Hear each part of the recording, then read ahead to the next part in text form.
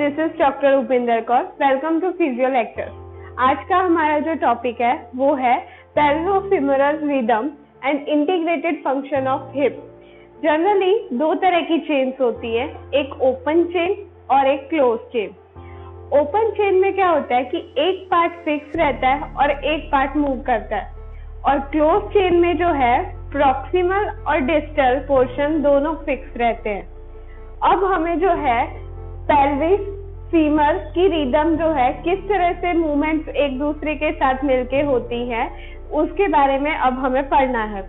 सबसे पहले हम पढ़ेंगे ओपन चेन। ओपन चेन में क्या होगा, जनरली ओपन चेन जो होता है वो रेंज ऑफ मोशन इंक्रीज करने के लिए होता है। तो जैसे कि मैंने यहाँ पे कोई चीज रखी है और उसे उठाना है, अगर सिर्फ हिप की मूवमेंट होगी, मतलब हिप फ्लेक्शन, तो मैं ज्यादा से ज्यादा यहाँ तक पहुंच पाऊंगी।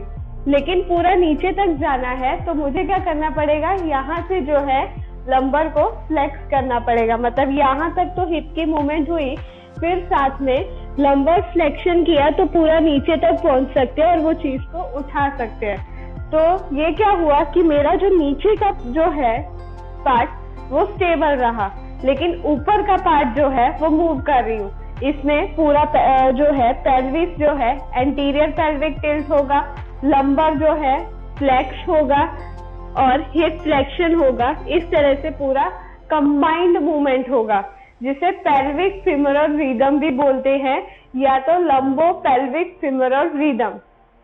अब यहाँ पे डायग्राम में वही चीज बताई है कि अगर सिर्फ हिप से मूवमेंट करनी हो तो पर्सन प्रॉपरली नीचे तक नहीं पहुंच पाता है, तो वो क्या करता है, लंबर फ्लेक्स करेगा, एंटीरियर पेल्विक टिल्ट होगा, हिप फ्लेक्शन होगा, तब जाके मूवमेंट होगी।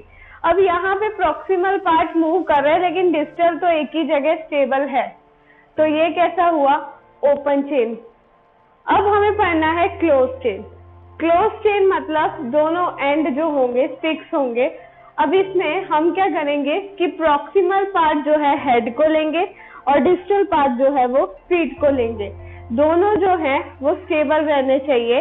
तो ये जो अभी हम पढ़ेंगे इसके बारे में, ये जो क्लोज चेन होगी वो फंक्शनल होगी, स्ट्रक्चरल नहीं। अब मैं वो समझाती हूँ कैसे। जैसे कि एंटीरियर पेल्विक टिल्ट हमने पहले की वीडियोस में पढ़ा है, वही फिर से करते हैं। ये है एंटीरियर पेल्विक टिल्ट, मतलब एंटीरियर सुपीरियर इलियक स्पाइन आगे आएगा, ये एंटीरियर पेल्विक टिल्ट हुआ। अब एंटीरियर पेल्विक टिल्ट होगा तो हिप यहाँ से फ्लेक्स होगा और यहाँ से जो है लंबर पूरा, जो वहां से मैं छुप गई हूँ एंटीरियर पेल्विक टिल्ट में।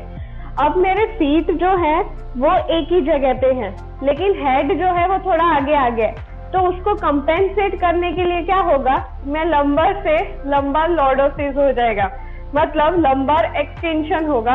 अब हेड और फीट दोनों सेम जगह पे वापस आ गए और बीच में से मूवमेंट हुई। एंटीरियर पेल्विक टिल्ट हुआ तो मेरा हेड आगे आ गया था, उसको वापस से सेम पोजीशन पे पहुंचाने के लिए मैं क्या करूंगी, लंबर लॉर्डोसिस, लंबर एक्सटेंशन, और हेड और फीट अपनी जगह पे रहे, तो ये क्लोज चेन हुई। पर ये कैसी हुई, फंक्शनल क्लोज चेन हुई, स्ट्रक्चरल नहीं। तो जब एंटीरियर पेल्विक टिल्ट होता है, हिप फ्लेक्स होता है और लंबर लॉर्डोसिस होता है, मतलब लंबर एक्सटेंशन, तो तीनों की मिला के मूवमेंट हुई।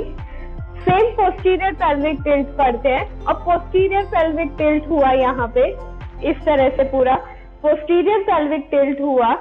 अब वहां पे हिप एक्सटेंशन हुआ। अब ये जो है हमें क्या करना है कि हेड जो है एक जगह फिक्स रहना चाहिए। हमारा हेड यहाँ पे था लेकिन पोस्टीरियर पेल्विक टिल्ट में यहाँ आ गया। अब मुझे उसको आगे लाने के लिए क्या करना है, मैं यहाँ से मूव करूंगी, तो ये क्या हुआ, लंबर फ्लेक्शन, लंबर फ्लेक्शन हुआ। तो जब पोस्टीरियर पेल्विक टिल्ट होगा, हिप एक्सटेंशन होगा और लंबर फ्लेक्शन होगा। नेक्स्ट है पेल्विक ड्रॉप। अब पेल्विक ड्रॉप में क्या होता है कि इस तरह से एक साइड पे पेल्विस ड्रॉप किया, जिस साइड पे ड्रॉप पहले यहाँ पे इस तरह से था, जिस साइड पेल्विक ड्रॉप किया उस साइड हिप एडक्शन हुआ और उस साइड क्या हुआ, मेरा यहाँ से कर्व मतलब फ्लेक्स हुआ, लेटरल फ्लेक्शन हुआ। तो अगर सेम पेल्विक अगर हाइक के बारे में पढ़ना है तो यहाँ से पेल्विक हाइक हुआ, यहाँ पे हिप एबडक्शन हुआ, लंबर में अपोजिट साइड में मेरा क्या हुआ, लेटरल फ्लेक्शन। तो उसको कंपेंसेट करने के लिए मैं इस तरह से मूवमेंट करूंगी। अब ये था pelvic hike, drop, anterior posterior pelvic tilt में। सेम तरह से हम इस तरह से एंटीरियर रोटेशन और पोस्टीरियर रोटेशन में भी मूवमेंट देख सकते हैं, जैसे कि ये है एंटीरियर रोटेशन। एंटीरियर रोटेशन में हिप जो है मीडियली रोटेट किया, ठीक है। तो अब उसको कंपेंसेट, और ये जो है यहाँ से पूरा इस तरफ मूव हो गया। अब हमको इसे ठीक करने के लिए क्या होगा, यहाँ से मैं मूव करूंगी और इस तरह से पूरा होगा। इसी तरह से बैकवर्ड रोटेशन में ये लेटरल रोटेशन में चला गया था, तो मुझे क्या करना पड़ेगा, यहाँ से मूव करना पड़ेगा। तो ये जो थी सारी मूवमेंट वो क्लोज चेन का एग्जाम्पल थी। तो सारी मूवमेंट्स इस तरह से करके देख सकते हैं, anterior pelvic tilt, posterior pelvic tilt, pelvic drop, pelvic hike, anterior rotation of pelvis, posterior rotation of पेल्विक्स। तो ये जो है सिर्फ इतना याद रखना है कि क्लोज चेन में दोनों एंड फिक्स रहने चाहिए और ओपन चेन में जो है एक एंड जो होता है मूव होता है, और इस तरह से जो पेल्विस फीमर जो है पूरा रिदमेटिकली वर्क करते हैं और साथ में लंबर स्पाइन भी। Thank you.